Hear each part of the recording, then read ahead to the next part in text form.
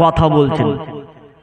আচ্ছা, আল্লাহর নবী চলে আসলেন, আসার পরে আমি আল্লাহর নবীকে আগে প্রথমেই এই প্রশ্নটাই করলাম, আল্লাহর নবী আপনি এই ফাঁকা ময়দানে কোনো মানুষজন নেই, কোনো পশু প্রাণী নেই, এই ফাঁকা ময়দানে আপনি কার সাথে আলোচনা করছিলেন? তখন আল্লাহ রাসূল বলছেন, শোনো আবু যার, এই মাত্র আমার কাছে এসেছিল জিবরাইল আমিন, আমাকে বলে গেল যদি কোনো ব্যক্তি যদি বলে লা ইলাহা ইল্লাল্লাহ আর এর উপরে যদি অটল থাকে তাহলে আল্লাহ তাকে জান্নাত দেবেনই দেবেন।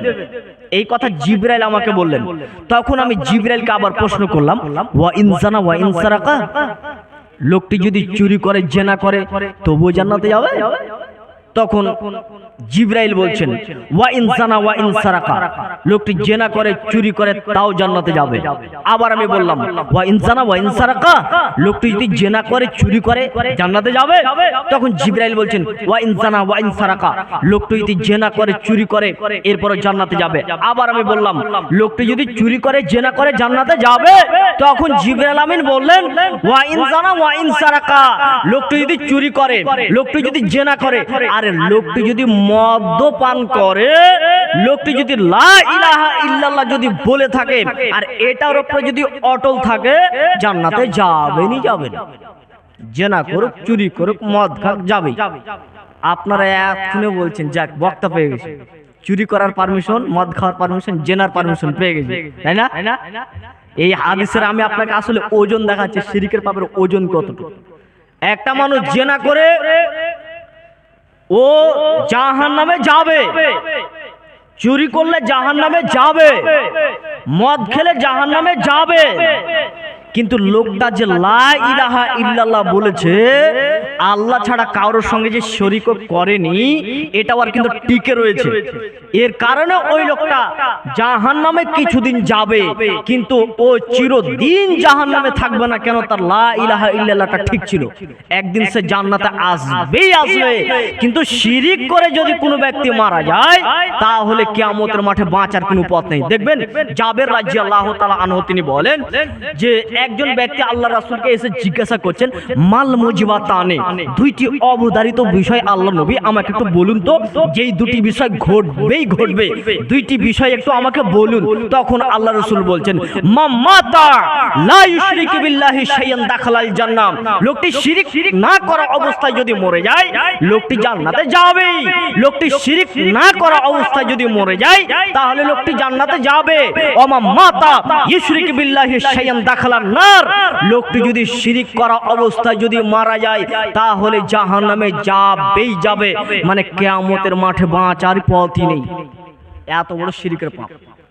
তা যা আমাদের সমাজে এখন চলে, বলে কি চলে? পেঁচা পাখি, খুব রাত্রিবেলায় পেঁচা পাখি তো ডাকছে, তখন ওর মা তখন সঙ্গে সঙ্গে বাচ্চাটার একদম গালে আর মুখে একদম থুপ দিচ্ছে আর একদম আয়তাল কুশি পড়তে শুরু। কেন? ওর মার আকীদা যে পেঁচা পাখিতে যদি ডাকে তাহলে নাকি বাচ্চার উপরে বদ প্রতিক্রিয়া পড়তে পারে, অথচ দুনিয়াতে নেই। এটা মুহাম্মদ সাল্লাল্লাহু আলাইহি সাল্লাম তিনি বলছেন, না, খবরদার তোমরা এই ছুঁয়াচে রোগ এবং তোমরা বাদশুকুনি তোমরা করিও না। একটা পাখিকে উড়িয়ে দিল, আগেকার লোক একটা কবুতরকে উড়িয়ে দিত, তো যদি বাম দিকে উড়ে যেত সফর তারা করতো না, কেন? অমঙ্গল হবে। আপনার কথা বলছি, মোটরসাইকেল নিয়ে যেতে যেতে যেতে যেতে সামনে দিয়ে বিড়াল গেছে, তখন ব্রেক করে দাঁড়িয়ে গেল। কেন? এখন যদি আমরা সামনে যাই তাহলে দুর্ঘটনা হতে পারে। কখন কখন বিড়ালেরই ক্ষমতা হয়ে গেল যে ওকে দুর্ঘটনা করিয়ে দিবে। আপনি তাহলে বুঝতে পারলেন তো, আল্লাহর যে ক্ষমতা রয়েছে, এই ক্ষমতা আর অন্য কারোর মধ্যে আছে। এই আকীদার নাম হচ্ছে শিরিক। শুনুন, রাত্রিবেলায় ফল পড়া যাবে না, এই আকীদা শিরিক। রাত্রিবেলাতে ঘরের আবর্জনা বাইরে করা যাবে না, এই আকীদা শিরিক। রবিবারের দিন গাছ লাগানো যাবে না, এই আকীদা শিরিক। আল্লাহ ছাড়া অন্যের নামে মানত করা শিরিক। আল্লাহ ছাড়া অন্যের কাছে কোনো চাওয়া শিরিক। আল্লাহ ছাড়া অন্যের নামে কসম করা শিরিক। মান হালাফা বিগাইরিল ফাকাদ আশরাক, যে ব্যক্তি আল্লাহ ব্যতীত অন্য নামে কসম খেলো সে শিরিক করলো। রাসূল সাল্লাল্লাহু আলাইহি সাল্লাম তিনি বলেন, হাফসা রাদিয়াল্লাহু তাআলা আনহা হতে বর্ণিত, তিনি বলেন যদি কোনো ব্যক্তি একটি গণকের কাছে যে একজন জ্যোতিষীর কাছে গিয়ে যদি বলে আমার মোটর বাইকটা হারিয়ে গেছে, আমার এই জিনিসটা হারিয়ে গেছে, আপনি কি একটু খুঁজে দিতে পারবেন কি? তখন আল্লাহ রাসূল বলছেন যদি এই প্রশ্ন যেটা কোনো ব্যক্তি করে নাই, যদি কোনো ব্যক্তি কোনো জ্যোতিষীর কাছে কোনো গণকের কাছে গিয়ে যদি খালি এতটুকু প্রশ্ন করে দেয় আমার এই জিনিস হারিয়ে গেছে একটু খুঁজে দেন তো, এইটা যদি বলে দেয় তা আল্লাহ রাসূল বলছেন 40 দিন তার সালাতই কবুল হবে না। দেখেন তাহলে শিরিক কত বড় মহাপাপ। আমি আপনাকে বলছিলাম যে আমাদের সমাজে অনেক শিরিক রয়েছে। চলুন তাহলে শিরিক একটা হলো। নাম্বার 2 আপনাদেরকে 7টি গণাতে চেয়েছি। নাম্বার 2 ওয়াসিহরু, জাদু বিদ্যা। রাসূল সাল্লাল্লাহু আলাইহি সাল্লাম বলেছেন জাদু এটা একটি শিরিকের অংশ। শুনুন, দুইটি জিনিসকে না হলে জাদু কার্যকর হয় না। এক, শয়তানকে কাজে লাগাতে হবে। শয়তান কাজে না লাগা পর্যন্ত জাদু কার্যকর হবে না। 2, জাদু বিদ্যা ইলমে গায়েবকে সে নিজের উপরে নিয়ে আসে। ইলমে গায়েব নিজেই দাবি করে যে আমি সব কিছু বলে দিতে পারবো আগামীতে কি হবে কি হবে। আচ্ছা, একটা আপনাদেরকে উদাহরণ দিচ্ছি। আপনার এই এলাকাতে মনে করুন হালালপুরে একটা বাজারে একটা লোক এখন খেলা দেখাচ্ছে, ওর কাছে রয়েছে একটা ব্যাগ। তো ব্যাগে ও এইভাবে উল্টে দেখাচ্ছে যে এই যে দেখুন ব্যাগের ভিতরে কিছু আছে। তখন লোকেরা বলছে না কিছু নেই। আচ্ছা ঠিক আছে, ভরে দিল। ভরে দিয়ে বলছি তোমরা কি খেতে চাও? তোমরা যা খেতে চাইবে তাই এনে দেবো। তখন বলছে আচ্ছা ঠিক আছে আপনি মিষ্টি এনে দেন। আচ্ছা ঠিক আছে তোমরা, তাহলে আমি যখন তোমাদেরকে মিষ্টি বের করে দেখাবো তখন তোমরা একবার তালি মারবা। আচ্ছা ঠিক আছে। হাতটা ভরে তখন উল্টা আবার দেখিয়ে দিল, দেখো আমার হাতে কিছু নেই। আবার ভরে দিয়ে ওপরে একটা মন্ত্র পড়িয়ে দিয়ে ওখান থেকে মিষ্টি বের করে দেখালো।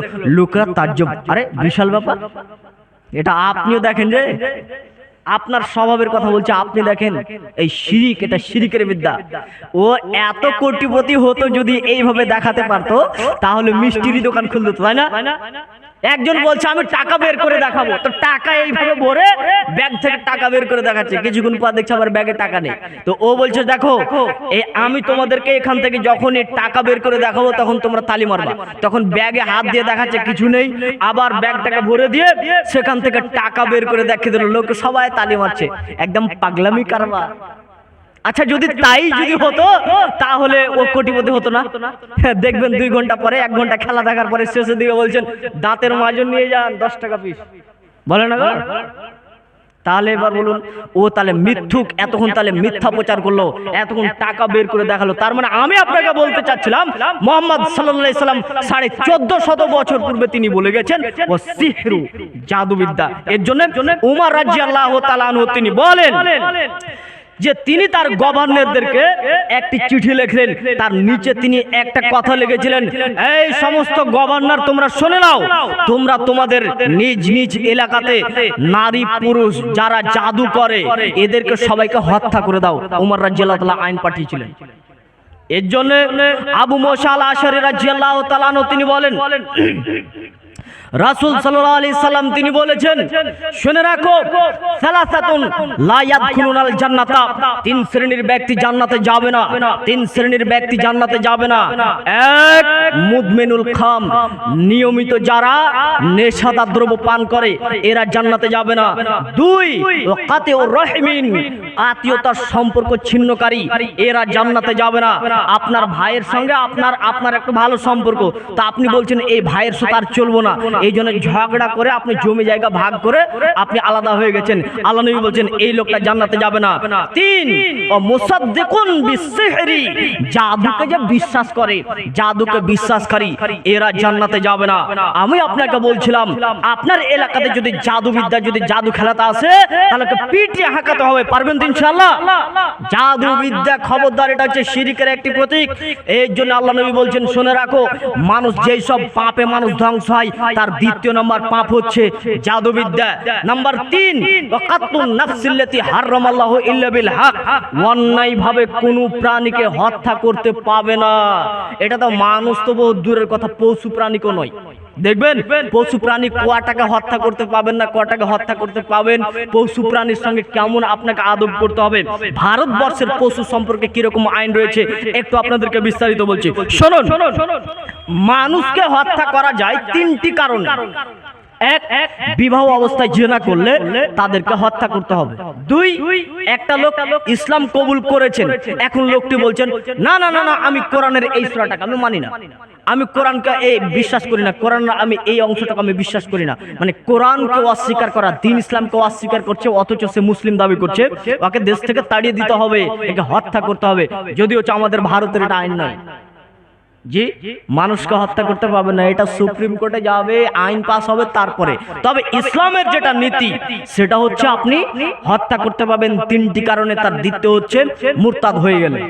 তিন, আল কাতলু বিল কাতল, একজন মানুষ একটা মানুষকে কি করলে, সাউন্ডটা কিছু হাত দিলে নাকি,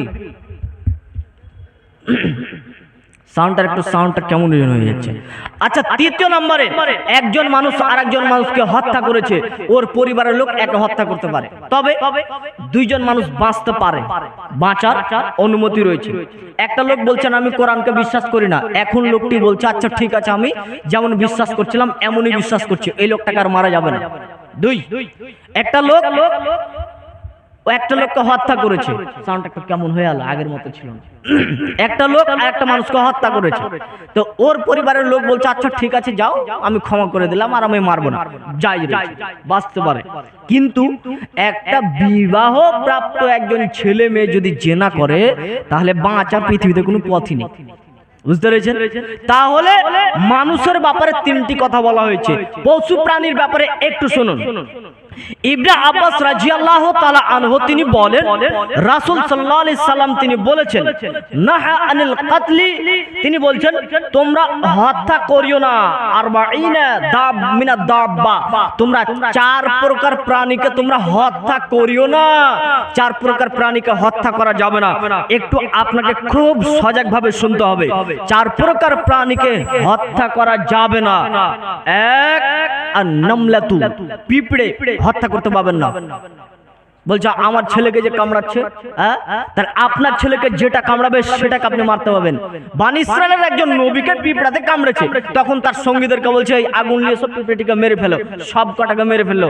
আল্লাহ বলছেন হে নবী তোমাকে যে পিঁপড়েটা কামড়েছে সেটাকে না মেরে তুমি সবগুলোকে মারলে কেন? জবাব দাও। কি বুঝলেন? তাহলে আপনার শরীরে যে পিঁপড়াটা কামড়াতে দিয়েছে মেরে দেন।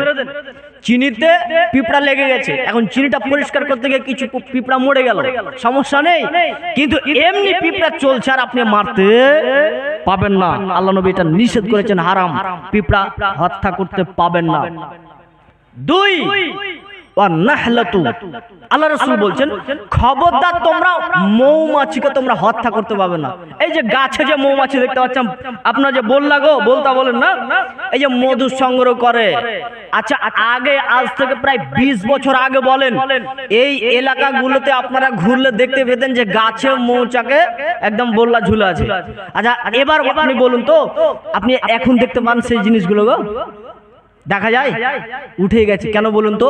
আমরা বললাকে এই মৌমাছিকে আমরা হত্যা করে দিই। খবরদার না, একটি মৌমাছি কত পরিশ্রম করে সে মধু সংগ্রহ করে আমার আপনার জন্য, আর আপনি সেই বলতাটাকে আপনি সেই মৌমাছিটাকে মারবেন, মানে এটা মারা যাবে না। তবে আমাদের যেগুলো মধু সংগ্রহ করার প্রসেস এগুলো কিন্তু টোটালটাই ভুল। কেমন? একটা লোককে দেখতে পাবেন যে ও কি করেছে, একটা এই খড়ে আগুন লাগিয়ে দিয়েছে, বললাটিকে একেবারে আগুন লাগিয়ে দিয়ে সেখান থেকে সরিয়ে দিয়ে ওখান থেকে মধু সংগ্রহ করছে। জি না, এর মধু খাওয়ার প্রয়োজন নেই, আপনি এর কাছ থেকে মধু কিনবেন না। আর এই এলাকাতে যদি এরকম করে সঙ্গে সঙ্গে তাকে নিষেধ করুন, ভাই এইভাবে মধু সংগ্রহ করতে হবে না। এইভাবে বললা এখন আমাদের সমাজে মৌমাছি এখন বিলুপ্তর পথে, আমরা দেখতে পাই না। এখন মৌমাছিকে সংগ্রহ করে বিভিন্ন প্যাকেজ করে বিদেশে এখন মধু সংগ্রহ করে যেগুলো আমাদেরকে এখন কিনে নিতে হয়, বিভিন্ন ভেজালও থাকে। তাহলে মৌমাছি এটাকে আপনাকে মারতে হবে, বিভিন্ন প্রসেস রয়েছে। আপনি সূক্ষ্মভাবে শান্তভাবে সেটাকে সরিয়ে সরিয়ে আপনি ভাঙুন। এবার ভাঙতে গিয়ে দেখা যাচ্ছে কিছুগুলো মরেই গেল, তাতে কোনো সমস্যা নেই, কিন্তু আগুন দিয়ে পুড়িয়ে এই আপনি মৌমাছিকে আপনি মারতে পাবেন না। আল্লাহ নবী বলছেন ওয়ান্নাহলা, তো খবরদার তোমরা মৌমাছিকে তোমরা হত্যা করিও না। এটা কত তিলে তিলে তিলে আমাদের জন্য মধু সংগ্রহ করে জমা করে, আর আমরাই তার সঙ্গে বেয়াদবি করে সেটাকে পুড়িয়ে মেরে ফেলে, তাই না? তাহলে আপনাকে কি পরামর্শ দিচ্ছি, আপনি এখন বিভিন্ন ধরনের সুন্দর প্রসেস রয়েছে, সেইভাবে আপনি মধু সংগ্রহ করবেন। একগুলো ড্রেস পাওয়া যায়, সেই ড্রেসে আপনি এই মৌচাককে আপনি ভাঙবেন, একটাও বললে যেন সেখান থেকে মৌমাছি না মারে। ভাঙতে গিয়ে ব্যতিক্রম কিছু মরতে পারে, কিন্তু পুড়িয়ে আপনি একটাও মধু সংগ্রহ আপনি করতে পারবেন না। আল্লাহ নবী বলছেন খবরদার তোমরা মৌমাছি হত্যা করিও না। তারপর আল্লাহ রাসূল বলছেন অল হুদহুদু, হুদহুদ পাখিকে আল্লাহ নবী হত্যা করতে নিষেধ করেছেন। হুদহুদ পাখি একটু কবুতরের মতো দেখতে, একটু পায়রা কবুতরের মতো দেখতে। আল্লাহ রাসূল বলছেন এই হুদহুদ পাখিকে হত্যা করিও না। হুদহুদ পাখি সুলাইমান আলাইহিস সালামকে সাহায্য করেছিলেন, পানি সংগ্রহ করেছিলেন, চিঠি পাঠাতে বিভিন্ন কাজে সুলাইমান আলাইহিস সালামকে হুদহুদ পাখি সাহায্য করেছিলেন। তারপর আল্লাহ রাসূল চতুর্থ নম্বরে বলছেন সুরাদ পাখিকে তোমরা হত্যা করিও না। সুরাদ পাখি দেখতে কেমন, একটু দয়েল পাখির মতো। আল্লাহ রাসূল বলছেন এই চার প্রকার প্রাণীকে তোমরা হত্যা করিও না। অন্যান্য হাদিসে আল্লাহ রাসূল আরো কিছু প্রাণীর কথা বলেছেন, যেমন তিনি বলেছেন খবরদার তোমরা ব্যাঙকে হত্যা করিও না। এখন আমাদের বর্তমান ভারতবর্ষে বিভিন্ন দেশে আপনি দেখতে পাবেন ব্যাঙগুলোকে কেটে সেখান থেকে মাংস নিয়ে আবার বিভিন্ন রেসিপি করে খায় না? দেখা যাচ্ছে আমরা মুসলিমরা খাই না, কিন্তু বিভিন্ন দেশে আপনি বিভিন্ন আমাদের রাজ্যে আপনি দেখতে পাবেন সেখানে ব্যাঙগুলোকে কেটে সেখান থেকে সোশ্যাল মিডিয়ার সামনে একদম মাংস পেশ করা হচ্ছে। আল্লাহ রাসূল বলছেন খবরদার না তোমরা ব্যাঙকে হত্যা করিও না। একজন ব্যক্তি এসে আল্লাহ রাসূলকে একটি ঔষধের কথা বললেন, যেই ওষুধে ব্যাঙ মিশানো ছিল। আল্লাহ রাসূল বলছেন আরে ব্যাঙ হত্যা করা তো নিষেধ, তোমার এই ওষুধের প্রয়োজন নেই, যেহেতু ব্যাঙ হত্যা করতে আল্লাহ রাসূল নিষেধ করেছেন। ওই যে আপনাকে একটা ঘটনা মনে করিয়ে দিই, ইব্রাহিম আলাইহিস সালামকে যখন আগুনে নিক্ষেপ করা হলো তখন ব্যাঙ পেশাব করেছিল, মনে আছে? ব্যাঙ পেশাব করেছিল আগুনটা নিভানোর জন্য, আর টিকটিকি কি বলেছিল, ফু দিয়েছিল আগুনটাকে উত্তপ্ত করার জন্য। তা এখানে একটা কথা বলে নি, আচ্ছা টিকটিকির কি ক্ষমতা রয়েছে, ওর ফুটাতে ওর হাওয়াতে কতই বা ক্ষমতা রয়েছে আগুনকে উত্তপ্ত করে দেবে? আর ব্যাঙেরই বা পেশাবের কতই বা পেশাব ঢুক আছে গো, যে ওর এত বড় আগুনকে নিভিয়ে দিবে? আল্লাহ নবী ওর নিয়তটা দেখেছিলেন যে একটা ছোট্ট প্রাণী ও যদি এই আগুনকে নিভানোর জন্য যদি এরকম পেশাব করে থাকে, তাহলে শুনে রাখো তোমরা ব্যাঙকে হত্যা করিও না। আর শোনো ওই বেয়াদব টিকটিকি যে ফু দিয়েছিল, যদি হচ্ছে তার ফুয়ে কোনো কাজ করেনি, এর ফুয়ে কোনো কাজ হতো না, অথচ এই টিকটিকি ফু দিয়েছিল। শোনো, যদি কেউ এক বাড়িতেও মারতে পারো তাহলে 100টি নেকি পাবে, যদি কেউ 2 বাড়িতেও মারতে পারো তাহলে তার থেকে কম পাবে, 3 বাড়িতেও মারতে পারো তাহলে থেকে কম পাবে। টিকটিকি বলতে যেগুলো বাড়ি ঘরে আর রয়েছে এগুলোই মূলত। হাদিস থেকে যেটা পাওয়া যায় যে আয়েশা রাদিয়াল্লাহু তাআলা আনহা এখানটা তীর রাখতেন, বাড়তে তীর। অন্য হাদিসে বলা হয়েছে একটা তিনি লাঠির মতো একটা জিনিস রাখতেন। কেন? তিনাকে জিজ্ঞাসা করা হয়েছিল আপনি এটা কেন রাখেন? তখন বলছে ঘরে অনেকগুলো টিকটিকি বেড়ায় তার জন্য মারি। এবার আপনি বলুন আপনার ঘরে কোন টিকটিকি থাকে? মূলত যেই টিকটিকিটা আপনার ঘরে রয়েছে এই টিকটিকি এর নজর খুবই খতরনাক। আপনি বাড়িতে এইভাবে খোলা খাবার রাখবেন, ওই টিকটিকি এসে পেশাব করা দেবে, সেখান থেকে আপনাকে বিভিন্ন রোগ হবে। এর জন্য আল্লাহ রাসূলের কাছে এখান থেকে এত দূর যদি খাবারটা খুলে যদি নিয়ে যেতেন আল্লাহ রাসূলের খাবার খেতেন না। খুব চতুর ছিলেন তিনি, খুব চালাক ছিলেন, খাবার তিনি খেতেন না। এর জন্য আমি আপনাকে বলি আপনার বাড়িতে খাবার সর্ব অবস্থায় সর্বক্ষণে খাবারটাকে ঢেকে রাখবেন, কারণ টিকটিকি পেশাব করতে পারে, বিভিন্ন রকমের আপনার ওখানে পোকামাকড় পড়তে পারে, রোগ হতে পারে। আল্লাহ নবী খেতেন না এরকম খোলা খাবার যদি সেটা ঢাকা না থাকতো। বলছিলাম তাহলে 4 প্রকার প্রাণীকে আল্লাহ নবী হত্যা করতে নিষেধ করলেন, আর তার মধ্যে আরেকটি প্রাণী পাওয়া গেল, সেটা হচ্ছে ব্যাঙকে। তো আরেকটি প্রাণীর কথা আমরা পাই, সেটা হচ্ছে বিড়ালকে হত্যা করা যাবে না। বিড়ালকে হত্যা করতে পারবেন না। আল্লাহ রাসূলের একজন সাহাবীর নাম হচ্ছে আবু হুরায়রা, তিনি বিড়ালকে খুব ভালোবাসতেন, এর জন্য আল্লাহ রাসূল বলছেন বিড়ালকে তোমরা হত্যা করিও না। এরপরে চলুন কোন কোন প্রাণীগুলিকে হত্যা করা যায় একটু আপনাদেরকে তাড়াতাড়ি বলে দিই। কেন এখন 3 নম্বরে রয়েছে ওয়া কাতলুন নাফসিল্লাতি হারামাল্লাহু ইল্লা বিল হক। আল্লাহ যেই সব প্রাণীগুলিকে তোমাদেরকে হত্যা করতে নিষেধ করেছে সেগুলোকে তোমরা হত্যা করিও না, তবে যেটা হক সেটাকে তোমরা হত্যা করিও। তাহলে কোন কোন প্রাণীগুলিকে আল্লাহ রাসূল হত্যা করতে বলেছেন এবার শুনুন। আয়েশা রাদিয়াল্লাহু তাআলা আনহা তিনি বলেন 5 প্রকার এমন প্রাণী রয়েছে যেই প্রাণীগুলিকে তোমরা যদি হারাম শরীফের আন্ডারে যদি পাও, হাজিরা যেখানে ইহরাম বাঁধে ইহরাম এই আন্ডারের মধ্যে যদি তোমরা ওই প্রাণীগুলিকে পাও তাহলে তোমরা সেখানেই হত্যা করার অনুমতি দিয়েছেন। 5 প্রকার প্রাণী। 1 সাপ, সাপ যদি দেখতে পাও হত্যা করে দাও। 2 সাদা কালো 2টি রেখা থাকে বক, এক কাক যেটার গায়ের উপরে পিঠে যে দাগ থাকে 2টি দাগ, এইরকম দাগ বিশিষ্ট কাককে তোমরা হত্যা করবে। কেন? ও তোমার সম্পদের ক্ষতি করে। দেখতে পাবেন না পাহাড়ি এলাকাতে দেখতে পাবেন বড় বড় ছাগলের বাচ্চাকে একদম উড়িয়ে নিয়ে চলে যায়, এই খুবই খতরনাক একটি প্রাণী। আল্লাহ রাসূল বলছেন এই তোমরা কাককে তোমরা মেরে ফেলতে পারবে যদি হারাম শরীফের মধ্যে যদি থাকে। 3 নম্বরে আল্লাহ রাসূল বলছেন ইঁদুরকে তোমরা মারবে। ইঁদুর যেটা আমাদের অর্থ সম্পদের ক্ষতি করে। আপনি বাড়িতে রেখেছেন একদম কোটি কোটি টাকার লাখ লাখ টাকার গোডাউন একদম মাল রেখেছেন, হঠাৎ করে দেখতে পাচ্ছেন 2-3 ঘন্টা পরে বা 2-4 দিন পরে দেখছেন সব বস্তার মুখ কেটে পড়ে আছে, তার মানে ইঁদুরে সব শেষ করেছে। ইঁদুরকে মারতে পারবেন। তারপর আল্লাহ রাসূল বলছেন শোনো তোমরা কুকুরকে মারতে পারবে, কুকুর। আর বলেছেন 5 নম্বরে চিলকে। তবে মুরব্বী সাহেব এই প্রাণীগুলি হত্যা করতে পারবে বলে ওকে বেঁধে দিয়ে টুকরো টুকরো করে না। আল্লাহ রাসূল বলছেন যখন তোমরা কাউকে যখন হত্যা করবে তখন তোমরা সুন্দরভাবে হত্যা করো। যখন তোমরা কোনো জিনিসকে জবাই করবে তখন তোমরা ফাসিলু যিবহা, তখন ভালো করে জবাই করো। বুঝতে পেরেছেন? তাহলে আমি কোন প্রাণীকে যদি মারতে যাই তাহলে আমাকে একটু সতর্ক হতে হবে। একগুলো বাজারে আঠা কিনে পাওয়া যায়, আঠা, ওগুলোকে আপনি ঘরে রেখে দিয়েছেন, পেড়ে দিয়েছেন, দিয়ে এখন একটা ইঁদুর এসে তিলে তিলে ছটপট করতে করতে ওই ইঁদুরটা মারা গেল, এইভাবে মারতে পারবেন না। তাহলে আপনাকে কি করতে হবে? অনেকগুলো বক্স কিনে পাওয়া যায়, ওগুলো রাখেন, ঘরে মারেন। অনেকগুলি এখন জিনিস বের হয়েছে যেগুলো ঘরের ভিতরে রাখলে ইঁদুর ওর গন্ধে থাকতে পারবে না, ওখান থেকে পালিয়ে যাবে। এগুলো আপনি প্রসেস ব্যবহার করেন, কিন্তু একটা প্রাণীকে কষ্ট করে মারতে পারবেন এটা যে নয়। আর সাপের ব্যাপারে একটু সতর্ক, সাপের ব্যাপারে কথাটা ভেঙে বলে দিন, নাহলে আপনারা বিপদে পড়বেন। শুনবেন? দেখেন সাপ কিভাবে হত্যা করা যায়।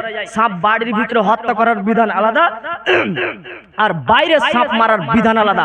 তো বাড়ির ভিতরে কেমন হবে আপনাকে আগে প্রথমে হাদিস শোনাই যে আবু সাঈদ খুদরি রাদিয়াল্লাহু তাআলা আনহু তিনি বলেন বাড়িতে আমি নামাজ পড়ছি, নামাজ পড়া অবস্থায় আমার বাড়িতে একজন ব্যক্তি আসলো, এসে আমাকে বলছেন বাড়িতে আছেন? আমি নামাজের মধ্যে আমি কিছু ইশারা করলাম না, নামাজের মধ্যেই আমাকে বাড়িতে ঢুকলো, আমার ঘরে চৌকির উপরে খাটের উপরে বসে আছে। তা আমি নামাজ এখন পড়ছি, আমি অনুভব করছি ও আমার পাশে বসে আছে। এই সময়তে আমার খাটের নিচে সরসর একটা শব্দ শুনতে পাওয়া গেল। আমি ও নামাজ পড়তেই রয়েছি, ওই ব্যক্তিকে দেখছি যে ওই চতুর্দিকে তাকাতে শুরু করেছে। কিসের শব্দ গো? তখন চোখের নিচে দেখতে পাচ্ছি খাটের নিচে যে একটা বিশাল আকারের একটি সাপ দেখতে পেল। তখন ও সাপটাকে মারার জন্য তাড়াহুড়া করতে লাগলো। আমি নামাজের অবস্থায় আবু সাঈদ ওকে ইশারা করলাম থামো, থামতে বললাম। এবার থামার পরে আমার নামাজ শেষ হলো। তখন আমি ওকে বললাম কি আছে? বলছে এই যে দেখেন আপনার খাটের নিচে একটা সাপ রয়েছে। তখন আবু সাঈদ খুদরি রাদিয়াল্লাহু তাআলা আনহু বলছেন ওই যে সামনে একটা বাড়ি দেখছো, এই যে বাড়িটা, হ্যাঁ এই বাড়িতে একজন যুবক এই কিছুদিন হলো বিয়ে করেছে। তো আমরা খন্দকের যুদ্ধতে আমরা বের হয়েছি, আমরা গর্ত খুঁড়ছি, যুদ্ধতে রওনা হয়েছি। এই যুবক ছেলেটা প্রতিদিন আল্লাহ নবীর কাছে দুপুরে এসে বলে আল্লাহ নবী আমি নতুন বিয়ে করেছি, একটু বাড়ি যাওয়ার জন্য অনুমতি দেন না? তখন আল্লাহ রাসূল বলেছেন যাও, আমি বাড়ি, ওই ছেলেটা বাড়ি আসে। এই প্রতিদিন আস্তে আস্তে একদিন আবার আল্লাহ রাসূলকে বলছে আল্লাহ নবী আমাকে একটু বাড়ি আসার জন্য অনুমতি দেন না, নতুন বিয়ে করেছি। আল্লাহ রাসূল বলছেন যাও। তখন আল্লাহ রাসূল ওই যখন আসছে বেরিয়ে, তখন আল্লাহ রাসূল বলছেন শোনো বানু কোরাইজা, ওরা হচ্ছে ইহুদি, ওদের উপরে আমি আশঙ্কা রাখছি তোমাকে মারতেও পারে। অতএব শোনো, তোমার বল্লমটা, তোমার যেগুলো সামানপত্র, অস্ত্র শস্ত্র, এগুলো সাথে করে নিয়ে তুমি চলে যাও। ও সাথে করে নিয়ে বের হলো।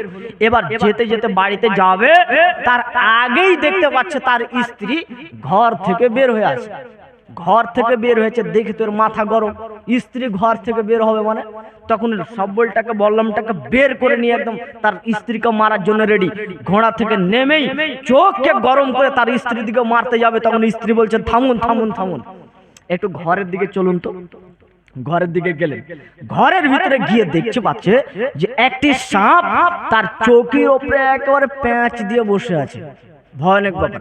এই ব্যক্তিটা বল্লমটা খোলাই ছিল, সাপের উপরে দিলে জোরে করে আঘাত, সঙ্গে সঙ্গে সাপটা এখন মরার জন্য ছটপট করতে লাগলো।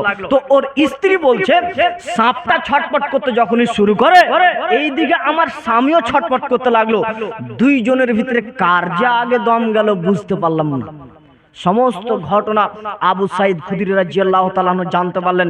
আল্লাহর নবীর কাছে গিয়ে বলছে, আল্লাহর নবী, এই ঘটনা, লোকটিকে আপনি বললেন যেতে, বাড়িতে গিয়ে সাপ মেরেছে, সাপ আগে মরলো না লোকটি আগে মরলো, কিছুই বোঝা গেল না। তখন আল্লাহ রাসূল বলছেন, এই সাহাবীরা শোনো শোনো, এই মদিনাতে কিছুগুলি জিন ইসলাম কবুল করেছে, এই মদিনাতে কিছুগুলি জিন এখন ইসলাম কবুল করেছে, এরা সাপের রূপ ধারণ করতে পারে। অতএব শুনে রাখো, তোমাদের বাড়িতে যদি সাপ প্রবেশ করে তাহলে তোমরা 3 দিন বলো চলে যাও চলে যাও, এর 3 দিন বলার পরে যদি না যায় তাহলে তোমরা মারো। অন্য এক হাদিসের ভিতরে পাওয়া যায় 3 বার সতর্ক করো। তাহলে বাড়ি ঘরে উঠানে যদি সাপ দেখতে পাওয়া যায় তাহলে কি করতে হবে মাওলানা সাহেব? সতর্ক করতে হবে। বুঝতে পারেন নাই? হানাফিদের ফতোয়া হচ্ছে যে আল্লাহ নবী মদিনাদের কথা বলেছেন, আমাদের চলে, এই জন্য হানাফিদের ফতোয়া হচ্ছে যেখানে পাও সেখানে মারো। যাই হোক, তাদের বিবেকে সেটা বলছে, কিন্তু ইসলাম কবুল করেছে শুধুমাত্র মদিনার জিন। কি আল্লাহ রাসূল সতর্ক করেছিলেন জিনেরা রূপ ধারণ করতে পারে কিসের? সাপের। তাহলে ওখানকার শুধু কি আমাদের এখানকার পারে না? পারে তো। তাহলে আমাদের আহলে হাদিসের ফতোয়া হচ্ছে যে বাড়ি ঘরে যদি সাপ থাকে তাহলে তোমরা 3 বার সতর্ক করবে। জি, এরপরে শুনুন, তাহলে মাঠে ঘাটে যদি বাইরে থাকে তাহলে কি করবে শুনেন। আব্দুল্লাহ ইবনে মাসউদ রাদিয়াল্লাহু তাআলা আনহু তিনি বলেন যে একদা আমরা পাহাড়ি এলাকায় গিয়েছিলাম, একটি গুহা, একটি গর্তের মধ্যে আমরা ওখানে বসে রয়েছি। এই সময়তে একটি সূরা নাজিল হলো, সূরাটির নাম হচ্ছে সূরা মুরসালাত। এই সূরাটি আল্লাহ রাসূল আমাদেরকে পড়ছেন এবং তাফসীর করছেন, আমরা শুনছি। হঠাৎ করে গর্ত থেকে একটা বিশাল আকৃতির একটা সাপ বেরিয়ে চলে এসেছে। আমরা ওটিকে দেখে অবাক। আল্লাহ নবী বলছেন, আরে তাড়াতাড়ি মারো সাপটাকে, তাড়াতাড়ি মারো। আমরা মারতে যাচ্ছি, সাপটি দৌড়াতে লাগলো, এত জোরে দৌড়ালো সাপটির আমরা পিছনে ধাওয়া করতেই পারলাম না, সাপটি বেঁচে গেল আমাদের হাত থেকে। তখন আল্লাহ রাসূল বলছেন, শোনো, ওই সাপটির হাত থেকে আল্লাহ তোমাদেরকে রক্ষা করেছে, আর তোমাদের হাত থেকে আল্লাহ সাপটিকে রক্ষা করেছে। তার মানে বোঝা যাচ্ছে যে জঙ্গলে যদি আপনি সাপ দেখতে পান জমিতে খেতে, তাহলে সাপকে মেরে দিতে হবে। আপনি যদি বলেন না আবুলা জানোয়ার ছেড়ে দিই, তাহলে তারপরে আপনার খালু হেঁটে যাবে, ছবল মারবে, শেষ। তাহলে কি হবে? তাহলে জঙ্গলের সাপকে মারার এক আলাদা বিধান, আর ঘরে বাড়িতে যদি সাপ থাকে তাহলে এটি মারার আলাদা বিধান। এই সব প্রাণীগুলিকে মারা যায়, কিন্তু এর আবার কিছু কিছু শর্ত রয়েছে। কুকুর আপনি এমনি হত্যা করতে পারবেন না। রাসূল সাল্লাল্লাহু আলাইহি সাল্লাম বলছেন, তোমরা কুকুরগুলোকে হত্যা করো, মেরে ফেলো। একজন বেদুইনি সে একটি কুকুরকে নিয়ে আসছে, সাহাবীগণ ধরে কুকুরটাকে ওর মেয়েটার কাছ থেকে ধরে মেরে ফেলে দিলেন। তখন আল্লাহ রাসূল বলছেন, শোনো, তোমরা খবরদার কুকুরকে হত্যা করিও না। ওই কুকুরগুলিকে তোমরা হত্যা করো যেই সমস্ত কুকুরগুলি পরিপূর্ণ কালো এবং তাদের চোখের উপরে 2টি টিক থাকে, 2 চোখের উপরে সাদা 2টি টিক থাকে, এই কুকুরগুলিকে তোমরা হত্যা করবে। আর বাকি কুকুরগুলো তুমি ছেড়ে দাও। 3 প্রকার কুকুরকে হত্যা করা জায়েজ রয়েছে। 3 প্রকার কুকুরকে হত্যা করা জায়েজ। এক, যেই কুকুর পাগল, মানুষকে কামড়ে বেড়ায়, যাকে তাকে কামড়ে বেড়ায়, যেদিকে মানুষ সেদিকে হুমকি চলে যায়, একে হত্যা করতে হবে। 2, কালো কুকুর বেওয়ারিশ, ওর কোনো মালিকই নেই, এমনি ঘুরে বেড়াচ্ছে কালো কুকুর, আর খুব কালো, আর চোখের উপরে দুইটি কালো টিপ রয়েছে একটি করে। এই কুকুরকে হত্যা করতে হবে। 3, ওই কুকুরকে হত্যা করো যেই কুকুর তোমার অর্থ সম্পদের ক্ষতি করে। আপনি ছাগলটাকে বেঁধে এসেছেন, দুটা কুকুর এসে মেরে শেষ, শুধু মাথাটা পড়ে আছে। তাহলে যেই কুকুরগুলি তোমার অর্থ সম্পদের ক্ষতি করে এই কুকুরকে হত্যা করা যাবে। আর যদি বিনা প্রয়োজনে যদি আপনি কুকুরকে বাড়িতে রাখেন তাহলে প্রতিদিন 1 কিরাত করে আপনার নেকি কেটে নেওয়া হবে। কথা যেন আপনার মনে থাকে, প্রতিদিন 1 কিরাত করে নেকি কেটে নেওয়া হবে। আল্লাহ রাসূল বলছেন 1 কিরাত সমান উহুদ পাহাড়ের মতো। তাহলে আপনার বাড়িতে অপ্রয়োজনীয় যদি কুকুর থাকে তাহলে 1 উহুদ পাহাড়ের সমান নেকি প্রতিদিন মাইনাস হতেই আছে।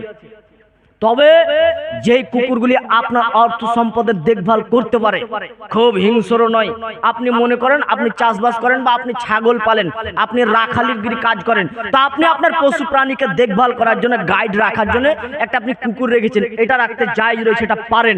কিন্তু অপ্রয়োজনীয় কুকুর রাখা যাবে না। যে তাহলে আপনার এলাকাতে যদি কুকুর দেখতে পান তাহলে আপনাকে হাদিস অনুপাত আপনাকে আমল করতে হবে। তবে সম্মানিত দিনী ভাই, একটু সতর্কটা কি, আমাদের ভারতবর্ষের আইন রয়েছে যে বিনা প্রয়োজনে একটি 10 টাকা বা তার থেকে বেশি মূল্যের যদি একটি প্রাণীকে যদি কেউ মেরে দেয় তাহলে 428 ধারা অনুযায়ী আপনাকে 2 বছর জেল হতে পারে আর কিছু জরিমানা হতে পারে। 429 ধারা অনুযায়ী বন দপ্তর থেকে এটি আইন পাস রয়েছে, ভারতের আইন। যদি 50 টাকা বা তার থেকে বেশি মূল্যের যদি কোনো প্রাণীকে আপনি যদি হত্যা করে দেন, মেরে ফেলে দিয়েছেন, তাহলে আপনাকে 5 বছর জেল হতে পারে এবং আপনাকে কিছু জরিমানা হতে পারে। তাহলে এবার আপনি কোনো প্রাণীকে হত্যা করার পূর্বে দেখতে পাচ্ছেন একটি পাগলা কুকুর, বন দপ্তরকে সঙ্গে সঙ্গে ফোন করেন। আপনার রায়গঞ্জে রয়েছে, আপনি ফোন করুন যেখানে একটা কুকুর এরকম হয়েছে। এর পরেও যদি কোনো পথ না কয় তো চাচারে মারতে হবে। তো আপনি বলছেন যে কই, আমরা তো দেখতে পাই না এমন কোন মানুষকে যে পুলিশে উঠিয়ে নিয়ে চলে যাচ্ছে। কেন বলবো? আমাদের ভারতবর্ষে সংবিধানে যতগুলি আইন রয়েছে এই আইনগুলির অধিকাংশই পালন করা হয় না। বলা হয়েছে কোন প্রাণীকে হত্যা করা যাবে না। তো হোটেলে এখন দেশি মুরগি কেটে এখন মাংস পিস হচ্ছে। মুসলমানদের ছাড়েন, হিন্দুদের হোটেলে ওদেরই আবার বক্তব্য কি জানেন? এই শোনো, খবরদার কোন জীবকে হত্যা করতে পারবে না বলে। শুনেছেন একজন মহিলা দাঁড়িয়ে গেছে, দিয়ে বলছে, ওই বাবাজি আমার স্বামীকে একটু বলুন তো, সে মাছ মাংস খুবই খায়। তখন বলছে দাও ওকে মাইক্রোফোনটা। তো ও নিয়ে বলছেন, হ্যাঁ বাবাজি আমি মাছ মাংস খাই কিন্তু এখনো মানুষ খাইনি। তো ঠিকই উত্তর দিয়েছে, ই যেমন পাগলা ও পাগলা। তো ওই ওর বাবাজির দলিল কি জানেন? ও বলছে আমাদের বেদের ভিতরে লেখা রয়েছে যে তোমরা শাকসবজি খেতে পারবে যেগুলো ছটফট করে না, যারা ব্যথা অনুভব করে না, এই সমস্ত জিনিসগুলোকে তোমরা হত্যা করবে। আর যারা ব্যথা অনুভব করতে পারে এদেরকে তোমরা হত্যা করতে পারবে না। এটা হচ্ছে ওদের ধর্মের মধ্যে একটি আইন। তাহলে আমি আপনাকে একটা বিচার দিচ্ছি আর উনাকে একটা বিচার দিচ্ছি, একটু আপনারা বিবেক খাটিয়ে বলুন যে এই কথাটা তার যুক্তিটা ঠিক না ভুল। এখানে 2 জন ব্যক্তি অপরাধ করেছে। একজন ব্যক্তি চোখে দেখতে পায় না আর কানে শুনতে পায় না, চোখে দেখতে পায় না, কানে শুনতে পায় না, কোন রকম কথা বলতে পারে, তাও আবার তোতলা, এ অপরাধী। আর আরেকজন ব্যক্তি এও কিন্তু অপরাধী, কিন্তু এর চোখও ঠিক আছে, কানও ঠিক আছে, ইও ভালো করে কথা বলতে পারে।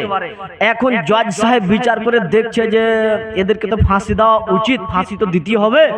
এক কাজ করা যায় না, এদের 2 জনের ভিতরে এ তো কথা বলতে ভালো করে পারেই না, এ তো চোখ দুটো কানাই, আর এ তো আপনার কিনা কানে শুনতে পায় না, চল একে ফাঁসি দিয়ে দিই আর একে বাঁচিয়ে দিই। আচ্ছা বলুন তো জজ সাহেব এটা ঠিক করবে না ভুল?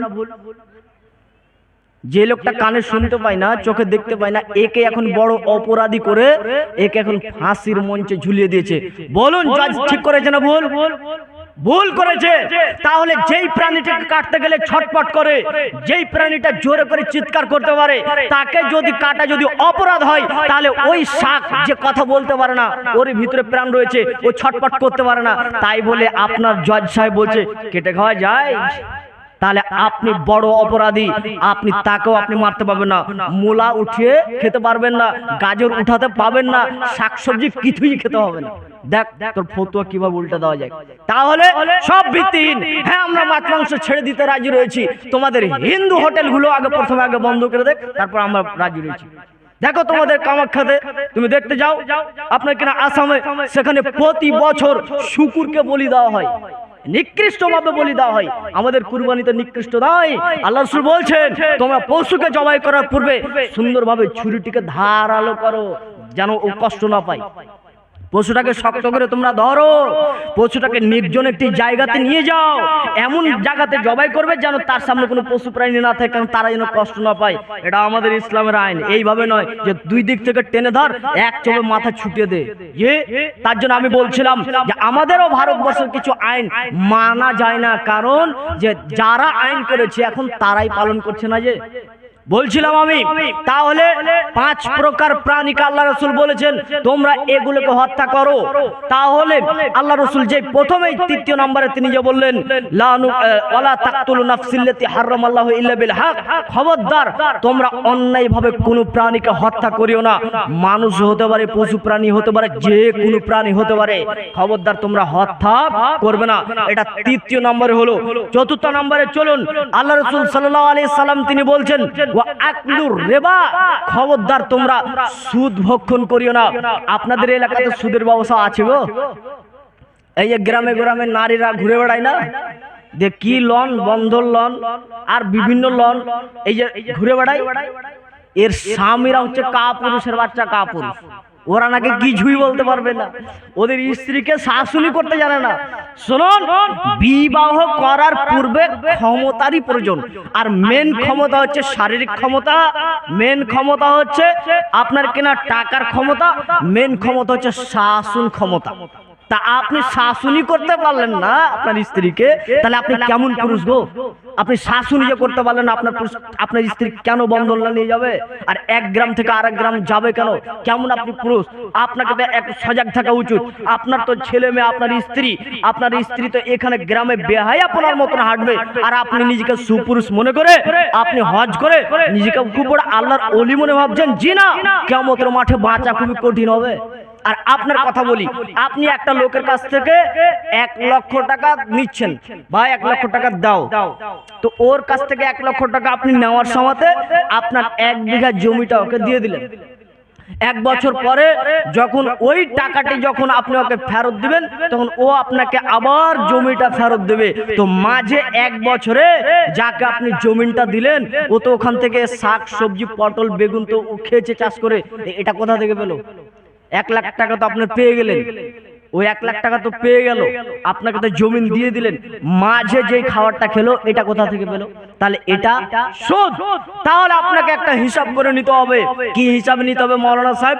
আপনি বলবেন ভাই এই যে আপনাকে জমিটা দিলাম, বছরে 20,000 টাকা করে মাইনাস করে দিতে হবে, 15,000 করে মাইনাস করে দিতে হবে। আপনি এই হিসাব করে জমি নেবেন, কিন্তু আপনি টাকা দিয়ে আবার আপনি তার কাছ থেকে টাকা নিয়ে জমিন দিয়ে আবার পরিপূর্ণ সেটাকে আপনি ফেরত করছেন, মাঝে সেখান থেকে কোনো উপকার নেওয়া যাবে না।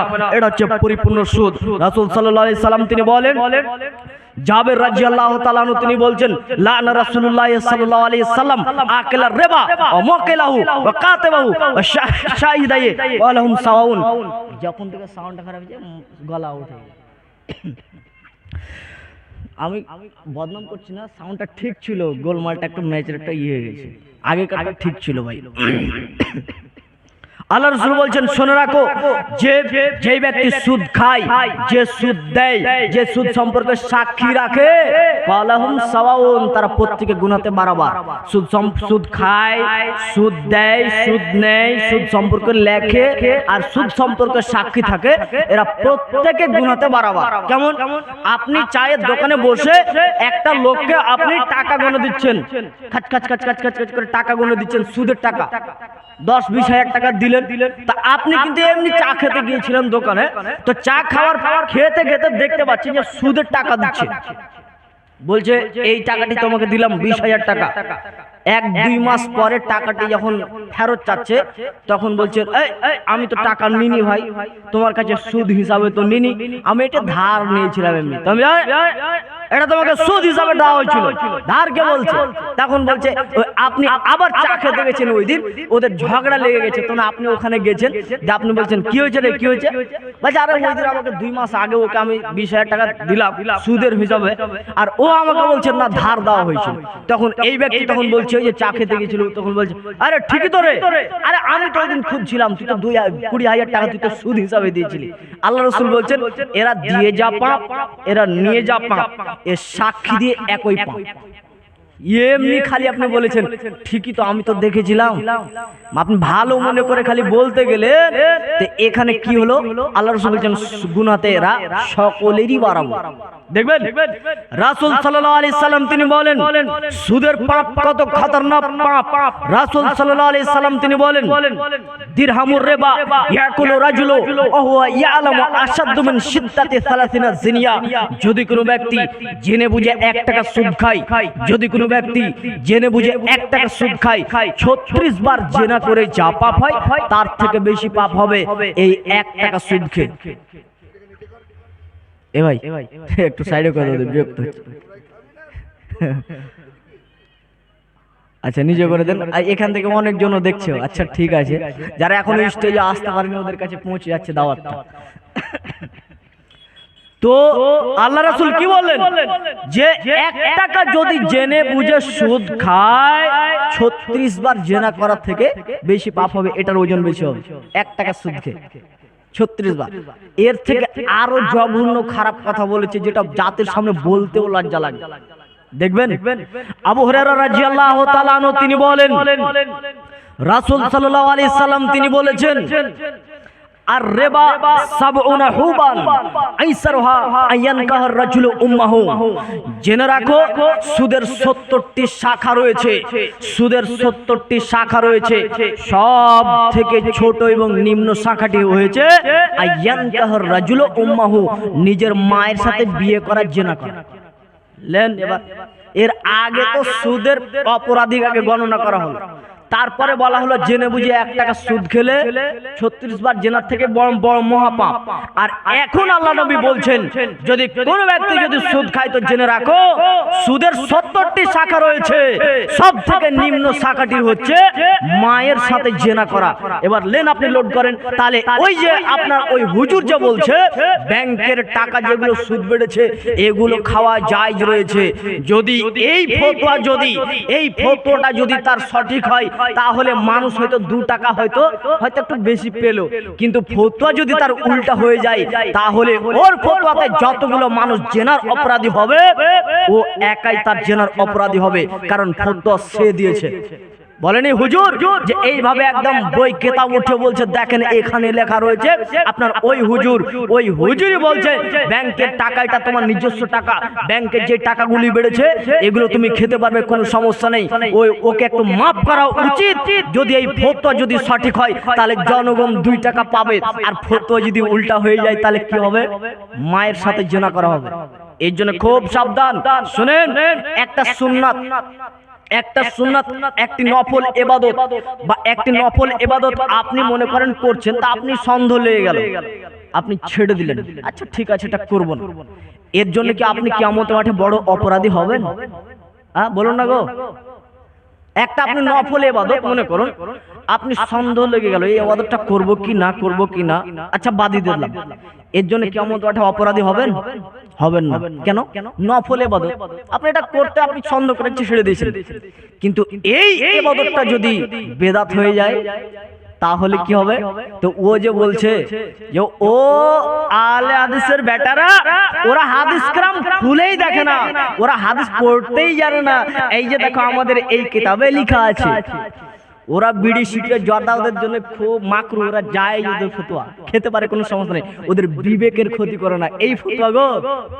কি আর বলবো আপনাকে, সবে বরাতের কথা তো ছেড়েই দিলাম, পার হয়ে গেছে, আমার ওই সম্পর্কে অনেকগুলি ভিডিও রয়েছে। বলছিলাম আমি আপনাকে রাসূল সাল্লাল্লাহু আলাইহি সাল্লাম বলেছেন সুদ যদি কোনো মানুষ 1 টাকা খায় 36 বার জিনা করার সমান তার পাপ হবে। যদি সুদ খায় মানুষ, জেনে রাখো সুদের 70টি শাখা প্রশাখা রয়েছে, নিম্ন শাখাটি হচ্ছে মায়ের সাথে জিনা করা। ব্যাংকে যে টাকাগুলি আপনি রেখেছেন লাখ লাখ টাকা, এক্সট্রা যেই সুদগুলো আপনার বেড়ে গেছেন 1 লাখ টাকা, আপনি 1 বছর পরে গিয়ে দেখছেন 1,15,000 টাকা। এই 15,000 টাকা সরকার আপনাকে এমনি দিয়েছে, কেন? আপনার 1 লক্ষ টাকা ওরা কাজে লাগিয়েছে, এই কাজের বিনিময়ে আপনাকে বলছে এই 15,000 টাকা আমি গিফট দিলাম, এই 15,000 টাকা তোমাকে আমি ট্যাক্স হিসাবে দিলাম, কারণ তুমি আমাকে 1 লাখ টাকা দিয়েছো কাজে। যে তাহলে এটা সুদ নয়? তাহলে আপনাকে সুদ দেওয়া যা, ব্যাংকে দেওয়াও তা। অনেক লোক আছে যে ব্যাংকে রেখে দেবো টাকা বাড়বে, জি বাড়ে। তাহলে এগুলো হচ্ছে সম্পূর্ণরূপে এগুলো সুদ। অতএব এগুলো থেকে আপনাকে বর্জন করতে হবে। রাসূল সাল্লাল্লাহু আলাইহি সাল্লাম তিনি বলেন, শুনে রাখো, আমাকে দুইজন ব্যক্তি রাত্রিবেলাতে উঠে আমাকে নিয়ে যেতে লাগলো শাম এবং সিরিয়া। শাম সিরিয়ার দিকে যেতে লাগলো। যেতে যেতে রাত্রিবেলাতে আমাকে অনেকগুলি দৃশ্য দেখালো। তার মধ্যে একটি দৃশ্য হচ্ছে একজন ব্যক্তি একটি রক্তের নদীতে হাবুডুবু করছে। একটি লোক রক্তের নদীতে হাবুডুবু করছে, আর কিনারায় সে সাঁতার কেটে কোন রকম আসছে। আর একজন ব্যক্তি দাঁড়িয়ে থাকা কিনারাতে দাঁড়িয়ে আছে, একটি বিশাল আকৃতির একটি পাথর নিয়ে ওই ব্যক্তির মাথাতে জোরে করে মারছে, আর সঙ্গে সঙ্গে ওই ব্যক্তি আবার মাঝে চলে যাচ্ছে। এই দৃশ্য দেখতে পেলাম। আমি তখন ওই ফেরেশতাদেরকে জিজ্ঞাসা করলাম, এই কি দৃশ্য মাহাদা, এই কি দৃশ্য? তখন তারা আমাকে এক পর্যায়ে আমাকে রাত্রির স্বপ্নটা পুরোটাই আমাকে তারা বর্ণনা করতে গিয়ে শেষের দিকে আমাকে বললেন, এরা হচ্ছে দুনিয়াতে সুদখোর, এরা দুনিয়াতে সুদ খেত, যার জন্য তাদের পরিণাম এই চলতে রয়েছেন, কিয়ামত পর্যন্তই চলবেন। সম্মানিত তিনি ভাই, তাহলে রাসূল সাল্লাল্লাহু আলাইহি সাল্লাম তিনি বললেন চতুর্থ নম্বরে আকলুর রিবা, খবরদার তোমরা সুদ খেও না। এরপর আল্লাহ রাসূল পঞ্চম নম্বরে বলছেন ওয়া আকলু মালিল ইয়াতীম, তোমরা এতিমের অর্থ সম্পদকে ভক্ষণ করিও না। মুরব্বি সাহেব একটু আমার দিকে একটু লক্ষ্য করুন, ইয়াতীমের মাল ভক্ষণ কারা করে জানেন? বলে এটা তো আমরা জানি না। ইয়াতীমের মাল ভক্ষণ কারা করে? দাদু করে, চাচা করে, কাকা করে, ওর বড় ভাই করে। দাদু, ওর চাচা, ওর বড় ভাই, আর ওর আত্মীয়র ভিতরে। মানে আপনার এলাকার মধ্যে একটা ছেলে এতিম হয়ে গেছে, আমি আমার গ্রাম থেকে এর মাল ভক্ষণ করতে আসবো না? তাহলে কে ভক্ষণ করে গো? নিজের বাড়ির আত্মীয় স্বজন। তাহলে একজন যদি বাচ্চা ছেলে যদি এতিম হয়ে যায়, তাহলে জাহান্নামে যাওয়ার জন্য দাদু আর ওর চাচা, ওর বড় ভাই জাহান্নামে যাওয়ার জন্য এই একটা বাচ্চা যথেষ্ট। তাহলে একটু বিস্তারিত বলেন, বুঝতে পারলাম না। দাদুও জাহান্নামে চলে যাবে, ওর বাপও, ওর চাচাও চলে যাবে, ওর বড় ভাই চলে যাবে? বলে হ্যাঁ। আচ্ছা, প্রথমে আগে কথাটা ভাঙিয়ে নি। এতিম কাকে চেনেন? এতিম কাকে বলে আপনি জানেন? একজন বলুন তো দেখি, হাত তুলে। এতিম যার বাবা নেই। এখানে 50 বছর বয়সে ওর বাবা নেই, ও এতিম? 50 বছর বয়সে এখন একটা লোক বসে আছে, ওর এখন বাবা মারা গেছে, কি এতিম না? এতিম তাহলে কে? এই বিষয়টা জেনে নেন। আপনারা জানেন না গো, কারণ এখনকার মজলিস গুলো কোরআন হাদিসের মজলিস গুলো কোরআন হাদিসের মজলিস নয়, সব নাটক ফাটক দিয়ে সমাজটা পার হয়ে যাচ্ছে। শিখাবে কে? জনগণও পাগলা, জনগণও ডাকছে ওই সব বক্তাকে যে আপনাকে মাতাতে পারবে। এটাই তো চলে সমাজে, তাই না? তাহলে আপনি দেখেন, এখনো দেখেন, আপনার এখনো বয়স হয়ে গেছে, একজন আপনারা বলতে পারলেন না এতিম কে? আল্লাহর ভাষা হচ্ছে সূরা নিসা। তাহলে আমি তাড়াতাড়ি সেরে দিচ্ছি, মোটামুটি 3:30 টাইম শেষ। 3:30 টাইম শেষ। আচ্ছা, বক্তা সাহেবকে আনার কথা বলেন, এইদিকে করে দিচ্ছি। আচ্ছা, এতিম হচ্ছে নাবালক অবস্থায় বাবা মারা গেছে, ও হচ্ছে এতিম। মা মারা গেলে নয়। কারণ বাবার দায়িত্ব হচ্ছে ইনকাম করে তার ছেলে মেয়েকে খাওয়াবে, তার ছেলে মেয়ে পরিবারকে খাওয়াবে। বাবাই মারা গেছে, কে খাওয়াবে? তাহলে উপার্জনের দায়িত্ব যার হাতে ছিল ওই নেই। তাই এই বাচ্চা ছেলেটা এতিম। যেই ছেলেটা নাবালক অবস্থায় মারা গেছে, এ হচ্ছে এতিম। কোরআনের ভাষা হচ্ছে ও অর্থ সম্পদের হিসাবই জানে না, এ হচ্ছে এতিম। সূরা নিসাতে বলা হয়েছে, তাফসীর ইবনে কাসিরে উল্লেখ করেছেন যে একটা ছেলের স্বপ্নদোষ হচ্ছে এখন, আর ওই ছেলেটা এখন জমি জায়গার হিসাব করতে পারে। এই ছেলেটা এখন আর এতিম নয়, এই ছেলেটা এখন এতিম নয়, জমি জায়গার হিসাব করতে পারে। 10 বছরের একটা ভাই, আর একটা ভাইয়ের বয়স হচ্ছে 18 বছর। তো এই 18 বছরের ভাইটা জমি জায়গার হিসাব সবই করতে পারছে, আর 10 বছরের ভাইটা কিছুই বুঝতে পারে না, খেলাধুলা করে বেড়াচ্ছে। তো আল্লাহ নবীর ভাষা হচ্ছে এই 18 বছরের ছেলেটা এতিম নয়, আর এই 10 বছরের ছেলেটা এ হচ্ছে এখন এতিম। এখন কি করতে হবে? তোমার বাবার সম্পত্তি যা আছে, এখন বাবা মরার পরই তোমার সম্পত্তি এখন বন্টন হয়ে যাবে। বলে আমার তো ভাই, আমরা তো দুই ভাই, কি করে বন্টন করব? এখনই বন্টন হবে। শরীয়ত শুনুন, এখনই আপনার জমি বন্টন হবে। বন্টন হয়ে যাওয়ার পরে বড় ভাই তার নিজের সম্পত্তির দেখভাল করবে, আর ছোট ভাইয়ের সম্পত্তিও সে দেখভাল করবে। তার দায়িত্ব, কারণ সে বড় ভাই হিসাবে তার এটা দায়িত্ব, সে দায়িত্ব পালন করবে। এখন আপনি বলছেন মাওলানা সাহেব, না না এভাবে তো করা যাবে না। এখন যদি আমি তার সম্পত্তি দেখি, আমি তো কিছু খেয়ে নিব, তাহলে তো আমি তো আবার অপরাধী হয়ে যাব। তাহলে এর কোনো পথ নেই? আছে। আচ্ছা মনে করুন এই ছোট ভাইয়ের যে সম্পত্তিটা রয়েছে, এই সম্পত্তিটা এলাকার একজন লোককে দায়িত্ব দেওয়া হলো, ভাই আপনি এর জমি জায়গাটা আপনি দেখভাল করেন 18 বছর 20 বছর পর্যন্ত, যখন সে হিসাব পেরে নেবে তখন আপনি তাকে দিয়ে দিবেন। তো ও বলছে আমি তো এমনি দেখবো না, আমাকে মাসিক কিছু বেতন দিতে হবে, আমাকে কিছু বেতন দিতে হবে। কত টাকা? বলে মাসে 5000 3000 টাকা বেতন দিতে হবে, তাহলে তার সম্পত্তির আমি দেখভাল করব। আচ্ছা ঠিক আছে, তাহলে এই টাকাটা ওই লোককে না দিয়ে এই টাকাটা তার বড় ভাইকে দেওয়া যাবে। এই বড় ভাই এখন বেতন নিয়ে এর কাজটা করে দেবে। ওর সম্পত্তি থেকে তাকে লেখাপড়া করাবে, তাকে মাদ্রাসা পাঠাবে, ওর সম্পত্তি থেকে জমিয়ে রাখবে, সে তার জন্য বাড়ি করে দেবে। নচেত কি হবে জানেন? এই ছেলেটার বয়স যখন 18 বছর হবে, তখন এই ভাইয়ের বয়স তখন 28 বছর হয়ে যাবে। 10 বছরের ছোট বড়, তাই না? তো এই 28 বছর হতে হতে এর ভাইয়ের যে সম্পত্তি হবে, এখন এই ভাইয়েরও বিয়ে হয়ে গেছে, এই 18 বছরের ভাইটা এও এখন বিয়ে করবে। এখন যদি তারা দুই ভাই এখন সম্পত্তি আলাদা করছে, তো বড় ভাইয়ের 2 তলা বাড়ি আর জমি জায়গা অনেক, আর ছোট ভাই বলছে তুই বাবার এতটুকু জমি ছিল এখানটি নিয়ে থাক। একজন ফকির হয়ে গেছে আর একজন কোটিপতি হয়ে গেল। কেন হলো? তার বাবার সমস্ত সম্পত্তি সে একজন দেখছিল, আর সে নিজের নামে সব সম্পত্তি করেছে, সে উপার্জন করেছে জমি জায়গা থেকে, আর সে নিজের নামে সব করে দিয়েছে। ছোট ভাইকে শুধু লেখাপড়া করে খালি বড় করলে, এত বিশেষ। তাহলে ইসলামের নীতিকে সম্পত্তিকে ভাগ করতে হবে। শুনে রাখুন, এতিম যদি হয়ে যায়, বাড়িতে একজন যদি এতিম হয়ে যায়, আর সেই এতিমের সম্পত্তি যদি একজন যদি এতিম হয়ে যায়, আর এর সম্পত্তি যদি দাদু ভক্ষণ করে, তার যদি চাচা ভক্ষণ করে, তার যদি বাবা ভক্ষণ করে, তাহলে জেনে রাখেন কিয়ামতের মাঠে কঠিন বিপদে পড়বেন। আল্লাহ রাসূল বলছেন তাদের পেট আগুন দিয়ে পরিপূর্ণ করে দেবেন। আর একটা আল্লাহ রাসূল বলছেন, শুনে রাখো, আমি মেরাজে গেলাম, মেরাজে যাওয়ার পর আমি দেখতে পেলাম যে একগুলো মানুষকে মুখকে ফেড়ে ধরে রয়েছে, আর গরম জাহান্নামের পাথর তাদের মুখে ভরে দেওয়া হচ্ছে, আর ওই পাথরটা পিছন দ্বার দিয়ে বের হয়ে যাচ্ছে। আমি জিজ্ঞাসা করলাম এ কার দৃশ্য? তখন বলছেন এরা দুনিয়াতে এতিমের মালকে ভক্ষণ করেছিল। শুনুন, এতিমকে গায়ে হাত বুলান। একজন সাহাবী এসে বলছে, আল্লাহ রাসূল দিলটা খুব কঠোর, একটু বলুন না দিলটা নরম যেন হয়ে যায়। তখন আল্লাহ রাসূল বলছেন যে এতিমের গায়ে হাত বুলাও, মিসকিনকে খাবার দাও, তোমার দিলটা নরম হয়ে যাবে। আল্লাহ রাসূল বলছেন আনা ওয়া কাফিলুল ইয়াতিমি ফিল জান্নাতি কাহাতাইন, যদি কোনো ব্যক্তি ইয়াতিমকে দেখভাল করে, ইয়াতিমকে যদি কোনো ব্যক্তি দেখভাল করে, আমি আর ওই ব্যক্তি জান্নাতে এইভাবে পরপর থাকবো, মাঝে একটু ফাঁকা ছিল আঙ্গুলটা।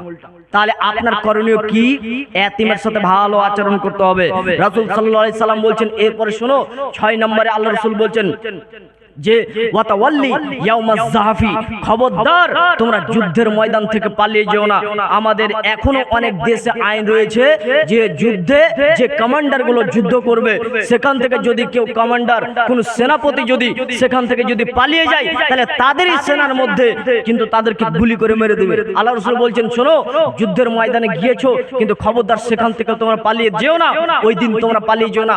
অনেক লম্বা ঘটনা ছিল, আপনাদেরকে বলছিলাম যুদ্ধের ময়দানে থেকে খবরদার পালিয়ে যাবেন না, আল্লাহ রাসূল এই কথা বলেন। এরপর আল্লাহ রাসূল বলছেন যে এমন একজন মহিলা, যেই মহিলাটি সদিবা, যেই মহিলাটি মুমিনা, সদবি, মহিলাটি ওই ব্যাপারে অবলা, মহিলাটি ওই সম্পর্কে কিছু জানে না, এমন নারীর প্রতি খবরদার তোমরা অপবাদ দিও না। নারীটিকে তুমি তালাক দেবে, আচ্ছা ঠিক আছে, কিন্তু ওই মহিলাটাকে বিভিন্ন অপবাদ দিয়ে ওই নারীকে বলছো যে তুমি জেনা করেছো, তুমি জেনা করেছো, তালাক দিব। এর জন্য নারীটাকে অপবাদ দিয়ে খবরদার আপনি দিতে পাবেন না। কেন?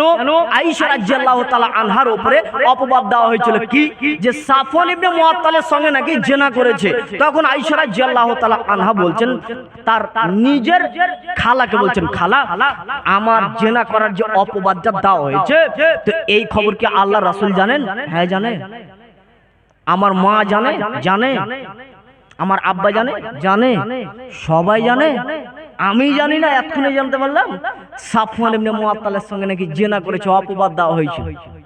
তখন আয়েশা রাদিয়াল্লাহু তাআলা আনহা বলছেন, আমাকে আমার বাবার বাড়ি যাওয়ার জন্য অনুমতি দেন। আল্লাহ রাসূল বলেন যাও, চলে গেলেন। এবার আল্লাহ রাসূল মাঝে মধ্যে যায় আর সালাম দিয়ে চলে আসে, বলে কেমন আছো, ভালো আছো, এতটুকু বলে চলে আসে। বেশ কিছুদিন পরে আল্লাহ রাসূল বলছেন, আয়েশা চলো বাড়ি চলো। বাড়ি যাওয়ার জন্য ডাকছে। তখন আয়েশা রাদিয়াল্লাহু তাআলা আনহা বলেন, আমি যাব কেন? আমাকে বলা হয়েছে আমি নাকি জেনা করেছি সাফওয়ান ইবনে মুআত্তালের সঙ্গে। এখন যদি আমি বলি না আমি জেনা করিনি, তাহলে দামি দামি মানুষেরা জেনে বোঝা আছে যে আমি জেনা করেছি, তাহলে তারা মিথ্যুক হয়ে যাবে। আর আমি যদি বলি যে হ্যাঁ আমি জেনা করেছি, তাহলে জেনা না করে আমি, তাহলে তো আমি জেনাকারী হয়ে যাচ্ছি না করেও। তাহলে আমি আজকে ধৈর্য ধারণ করলাম ইউসুফের বাবা ইয়াকুবের মতো। ইয়াকুব যেমন ইউসুফের জন্য ধৈর্য ধারণ করতে করতে অনেক দিন যাবত কেঁদেছিলেন, আজকে আমি ধৈর্য ধারণ করে নিলাম। ধৈর্য ধারণ করে নিলেন। বেশ কিছুদিন পরে একটা আয়াত নাযিল হয়ে বলা হলো আয়েশা রাদিয়াল্লাহু তাআলা আনহা জিনা করেননি, অপবাদ দেওয়া হয়েছিল, এটা হচ্ছে মিথ্যা। এখন আপনি বলুন, আপনার এলাকার একটা মেয়ের উপরে অপবাদ দেওয়া হয়েছে, ওই মেয়েটা ওর সাথে জিনা করেছে, তখন এ বলছে তোকে আমি তালাক দেবো, তোকে তালাক দেবো, তোকে তালাক দেবো। এখন আপনি বলুন তো আর কি কোনো আয়াত নাযিল হবে? আর তো হবে না। এর জন্য আল্লাহ রাসূল বলছেন, শোনো খবরদার একটি নারীর উপরে তোমরা অপবাদ দেবে না। যেই নারীটি মুমিনা, এই নারীটি জিনার আন্ডারে নেই, এই নারীটি জিনার কাছে ধারে নেই, অপবাদ দেবে না এই নারীর উপরে, কারণ আর পৃথিবীতে কোনো আয়াত নাযিল হবে না। তোমাদেরকে বলে রাখছি, জেনে রাখো, যদি তোমরা এই নারীকে যদি অপবাদ দাও, তাহলে ধ্বংসকারী পাপের ভিতরে এটি একটি। আচ্ছা মুরব্বি সাহেব, আপনাদেরকে আবার 7টি পাপ গণিয়ে দিই, আপনাদের মনে আছে কিনা একটু দেখুন। রাসূল সাল্লাল্লাহু আলাইহি সাল্লাম বলেন, ইজতানিবুস সাবআল মুবিকাত, তোমরা 7টি ধ্বংসকারী পাপ থেকে তোমরা বেঁচে থাকো। 7টি ধ্বংসকারী পাপ থেকে তোমরা বেঁচে থাকো। 1, খবরদার তোমরা শিরক করবে না, আল্লাহর সাথে শিরক করা একটি মহাপাপ। 2, জাদুবিদ্যা, জাদুবিদ্যা হচ্ছে শিরক, অতএব তোমরা এই জাদু তোমরা অংশগ্রহণ করবে না। নাম্বার 3, খবরদার তোমরা অন্যায়ভাবে কোনো প্রাণীকে, কোনো মানুষকে তোমরা হত্যা করবে না, ন্যায় ব্যতীত অন্যায়ভাবে কোনো প্রাণীকে হত্যা করবে না। 4, আল্লাহ রাসূল বলছেন খবরদার তোমরা সুদ খেও না, সুদ হচ্ছে তোমাদের মহাপাপ। আল্লাহ রাসূল 5 নম্বরে বলছেন এতিমের অর্থ সম্পদকে তোমরা ভক্ষণ করিও না। আর 6 নম্বরে আল্লাহ রাসূল বলছেন যে তোমরা যুদ্ধের ময়দান থেকে পালিয়ে যেও না। 7 নম্বরে তিনি বলছেন যে শুনে রাখো, খবরদার তোমরা একটি মুমিনা নারীর প্রতি তোমরা অপবাদ দেবে না। সময় তো দিনে ভাই আমার সময় শেষ হয়ে গেছে, তাই আপনাদের সামনে কালেকশন এরা কি লিখেছে গো? আচ্ছা, এখানে বিদেশের ইনকামের টাকা হারাম কখন? ও আচ্ছা, বিদেশের আচ্ছা আচ্ছা, মানে এটা কেন বলছি স্যার? হ্যাঁ, আমার একটা ভিডিও মানে একটু ভাইরাল হয়েছিল, সেখানে সবাই মানে বুঝতেই পারেনি যে আমি আসলে কি বলেছি। বিদেশের ইনকাম হারাম নয়, আমি আসলে বলতে চেয়েছিলাম যে দেখো, বিদেশে মানুষকে যেতে পারবেন, আপনি যান, কিন্তু আপনি ডিগ্রি অর্জন করেছেন, খুব আপনি ডিগ্রি অর্জন করার পরে এখন আপনি চাকরি পাননি, তা হাগো গ্রামগঞ্জে ওই কাজগুলো করা যায় না? করা যায় তো। তুমি নিজের সম্মানকে ঢাকার ক্ষেত্রে যে আমাকে গ্রামের লোক কি বলবো, আমি যদি রিক্সা চালাই তো তখন এই রিক্সা চালাচ্ছে কোথায়, কেরালাতে গিয়ে। তো এইভাবে তুমি যদি যাও, তাহলে খন্দকার আব্দুল্লাহ জাহাঙ্গীর তিনি তার কিতাবের ভিতরে লিখেছেন যে এইভাবে সে নিজের সম্মানকে ঢেকে রেখে বিদেশে এইভাবে কাজে যেতে পারবে না। কেন? হাদিসের দিকে লক্ষ্য করে দেখুন, হাদিসের দিকে আল্লাহ রাসূল কি বলেছেন যে মা বাসাল্লাহু নাবিয়ান ইল্লা রাআল গানামা, পৃথিবীতে যতগুলো নবী এসেছিলেন সবাই মেষ চড়িয়েছিলেন। সাহাবীগণ বলছে আল্লাহর নবী আপনিও কি মেষ চড়িয়েছিলেন? তখন আল্লাহ রাসূল বলেছেন হ্যাঁ, মক্কাবাসীদের পারিশ্রমিকের বিনিময়ে আমি মেষ চড়িয়েছিলাম। তো আল্লাহ রাসূল মেষ চড়িয়েছিলেন, আল্লাহ রাসূল নবী হওয়ার পরে মেষ চড়িয়েছিলেন। সাহাবীগণ আয়েশা রাদিয়াল্লাহু তাআলা আনহা তিনি বলছেন যে কান আসহাবু রাসূলিল্লাহি সাল্লাল্লাহু আলাইহি সাল্লাম উম্মাল আনফুসিহিম, আল্লাহ রাসূলের যতগুলো সাহাবী ছিল সবাই সশরীর ছিল। সবাই শ্রমিক ছিল। তাহলে আমরা শ্রমিক হিসাবে নিজের এলাকাতে কেন করব না গো? করতে পারবো তো। তাহলে যেই কাজটা আমি নিজের এলাকাতে করতে পারবো না, অন্য এলাকায় গিয়ে ওই কাজটাই এটা করতে পারবেন না, কারণ সম্মানকে এইভাবে ঢাকতে পারবেন না। তবে নিজের এলাকাতে কাজ করতে গিয়ে টাকা কম হয়, নিজের এলাকাতে কাজ করতে গেলে টাকা কম দেয়, আর বিদেশে গেলে টাকা বেশি পাওয়া যায়। যান আপনি সেখানে গিয়ে কাজ করুন, আপনার স্ত্রীর কাছ থেকে আপনাকে পারমিশন নিতে হবে। যদি বেশি লম্বা টাইম থাকেন, 3-4 মাস আপনি কাজ করুন, আবার ফিরে আসুন, তাহলে বিদেশের ইনকাম হালাল গো, হারাম নয়। তারপর ফরজ গোসলের সঠিক নিয়ম কি? আচ্ছা, ফরজ গোসল আপনারা এখানে সবাই জানেন? ফরজ গোসলের নিয়ম জানেন গো? ফরজ গোসলের নিয়ম শুনে নেন। ফরজ গোসল কিভাবে করতে হবে? আপনার শরীর এখন অপবিত্র, পবিত্র করতে গেলে আপনাকে ফরজ গোসলের মাধ্যম দিয়ে করতে হবে। কিভাবে করবেন? প্রথমে লজ্জা স্থানটাকে ভালো করে সাবান দিয়ে পরিষ্কার করে নেবেন প্রথমেই। তারপরে হাতটাকে আপনি ভালো করে ধুয়ে নেবেন। ধোয়ার পরে আপনি পরিপূর্ণ উজু করবেন। দুই রকম হাদিস পাওয়া যায়, যে পাটা ধুয়ে দিবেন, আর এক হাদিসে বলা হয়েছে যে পাটা না ধুয়ে রেখে দিবেন। আপনার যেটা সুবিধা, পাটা আপনি বাদ দিলেন, যে পরিপূর্ণ সম্পূর্ণ উজু করে কোমরের দিকে পানি ঢেলে দিয়ে মাথাতে আপনি পানি ঢালবেন, ভালো করে চুলের গোড়ালিগুলো আপনি ভিজিয়ে নেবেন। নারীদের ক্ষেত্রে বিশেষ করে মনে রাখবেন, ঠান্ডাতে যাদের ছোট্ট বাচ্চা ছেলে আছে এখন কোলে, এই সব নারীরা তোমাদের চুলের খোপাতে খোলার প্রয়োজন নেই। যদি তোমাদের আশঙ্কা থাকে যে সর্দি লেগে যাবে, বাচ্চা কষ্ট হতে পারে, সর্দি লাগতে পারে, তাহলে তার চুলের গোড়ালিগুলো একটু ভিজিয়ে দেবে আর তারা গায়ের উপরে পানি ঢেলে নেবে, বাস যথেষ্ট। এটা হচ্ছে ফরজ গোসলের নিয়ম। এই ফরজ গোসলে আপনার নামাজ হয়ে যাবে। তারপরে কি লিখেছে? যৌতুক। আচ্ছা, যৌতুক নেওয়া যাবে কিনা? এরা সবাই জানে যে যৌতুক নেওয়া যাবে না। সমাজের ভিতরে বক্তা সাহেব চলে এসেছে, শুনেন। যৌতুক সমাজের ভিতরে একটা খুব কুসংস্কার। আপনার এখানে বর্তমানে আপনাকে বলছি, প্রত্যেকটা গ্রাম ঘুরে আপনি দেখতে পাবেন যে গ্রামের যারা মোড়ল সর্দার, ওদেরই বেটার বিয়েতে আবার যৌতুক নেই, নাই না? ওদেরই বেটার বিয়েতে আবার যৌতুক নিচ্ছে। আর যৌতুক মানে আমরা কি জানি গো? মোটর বাইক না? যৌতুক মানে শুধু মোটর বাইক নয়, যৌতুকের মানে অনেক বিশালতা রয়েছে। আপনি বলছেন 100টাই লোক পাঠাবো আমি আমার ছেলের বিয়েতে, আমার মেয়ের বিয়েতে। আপনি বলছেন আপনার ছেলের বিয়েতে 100টা লোক পাঠাবো, ও বলছে আমি 100টা পারবো না নিতে, এটাও একটা ধরনের যৌতুক। আপনি বলছেন মাছের সমাতে মাছ দেওয়া লাগবে, এটা এক প্রকারের যৌতুক। আমের সমাতে আম দেওয়া লাগবে, এটা হচ্ছে এক প্রকার যৌতুক। বিদায়ের সমাতে একটা অনুষ্ঠান করা হয় না, বাচ্চা হবে তার জন্য মেয়েটা যাবে, বিদায়ের অনুষ্ঠান, এগুলো সব হিন্দুদের প্রথা। অতএব খবরদার শুনে রাখেন, আপনারা যৌতুক হিসাবে অনেক ধরনের কথা রয়েছে, আমি আপনাদেরকে বলছি না, শুধুমাত্র এতটুকু বলছি, যৌতুকের 1 টাকা যদি আপনি খান, আল্লাহর কাছে যদি এইভাবে ক্ষমা করুন, ক্ষমা চান, তাহলে আপনার ক্ষমা হবে না। ক্ষমা কার কাছে চাইতে হবে? যার কাছে আপনি যৌতুক নিয়েছেন। বাপ বেটা মিলে ওর কাছে গিয়ে ক্ষমা চাইবেন। সকালবেলাতে গিয়ে আপনি বলবেন শ্বশুরকে, শ্বশুর আব্বাজি মোটর বাইকটা নিয়ে নেন, টাকাটা নিয়ে নেন, আমি জানতে পারতাম না, আজকে জানলাম। এইভাবে আপনি বলবেন আপনার শ্বশুরকে, আর ক্ষমা করে দেন, একটু ভুল হয়ে গেছে। শ্বশুর বলছে আচ্ছা ঠিক আছে, যাও বেটা যাও, কোনো সমস্যা নেই, দিয়ে দিলাম, যাও, ওটা আমি আর কিছু মনে করি না, যাও, জানতে পেরেছো। শোনো, বিবাহর পরে বাবা মা তার মেয়ের জন্য কিছু দিতে পারে, কোনো সমস্যা নেই, খাট পালং ইচ্ছা করে দিতে পারে, তবে দেওয়াটা প্রথা এটাও নয়। ইচ্ছা করে যদি বলে আমি এটা দিব, দিতে পারে। আল্লাহ রাসূল সাল্লাল্লাহু আলাইহি সাল্লাম ফাতেমা রাদিয়াল্লাহু তাআলা আনহাকে তিনি চামড়ার মশক দিয়েছিলেন, চাদর দিয়েছিলেন, তার মেয়েকে দিয়েছিলেন। আপনি আপনার জামাইকে যদি বিবাহের বেশ কিছুদিন পরে ইচ্ছা করলেন যে আমি আমার জামাইকে একটা মোটর বাইক কিনে দেবো, এমনি দিতে পারবেন, কোনো সমস্যা নেই। ওটা তো ফকির নয় গো, নিজেই দিচ্ছেন, ভালোবাসা বাড়বে, এমনি আপনি দিতে পারেন। বিবাহের দিন খবরদার কোনো প্রকারের টাকা যেন আদান প্রদান না হয়, একটা হবে, সেটা হবে মোহর। আল্লাহর কাছে শেষে আমরা এতটুকু দোয়া করি, আল্লাহ যেন আমাদের প্রত্যেকেই যেন ভুলগুলো মার্জনা করে দিয়ে আল্লাহ যেন আমাদেরকে ক্ষমা করেন, এবং আমরা যতগুলো লোক এখানে বসে আছি, আল্লাহ যেন আমাদের প্রত্যেকেই যেন আদর্শ পরিবার গড়ে তোলার তৌফিক দান করেন। আপনাদেরকে 7টি মহাপাপ যে বললাম, এছাড়াও আরো মহাপাপ রয়েছে, আল্লাহর কাছে আপনি ক্ষমা চান, তিনি হচ্ছেন ক্ষমাশীল।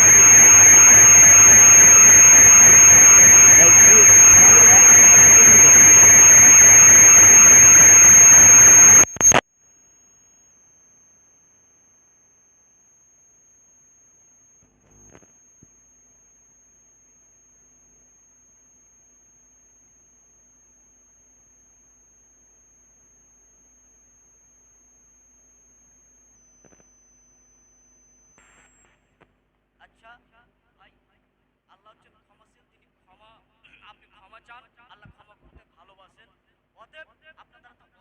পাপ হয়েছে আকাশ জমিন পরিমাণ পাপ, আল্লাহর কাছে আপনি ক্ষমা চান, ইনশাআল্লাহ আপনার পাপ ক্ষমা হবেই হবে, আপনার ক্ষমা হবেই হবে। শিরিক করলেও আপনার পাপ ক্ষমা হবে দুনিয়াতে, কিন্তু শিরিক করে যদি মারা যান তাহলে ক্ষমা হবে না। আল্লাহর কাছে